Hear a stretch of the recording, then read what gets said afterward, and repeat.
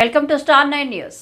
ఏలూరు జిల్లా జీలుగుమిల్లి మండలం తుఫాను ప్రభావంతో గత 2 రోజులుగా కురుస్తున్న భారీ వర్షాలకు జీలుగుమిల్లి మండల వ్యాప్తంగా పూర్తిగా దెబ్బతిన్న కల్వర్టులు, పాక్షికంగా దెబ్బతిన్న రోడ్లు, నీట మునిగిన పంట పొలాలు, ఎడతెరిపి లేని వర్షాల కారణంగా మండలంలోని గ్రామాలకు రాకపోకలు నిలిచిపోయాయి. పంట పొలాలు చెరువులను తలపిస్తున్నాయి. వరి నాట్లు ప్రారంభ సమయం కావడంతో రైతులు అనేక ఇబ్బందులు గురవుతున్నారు.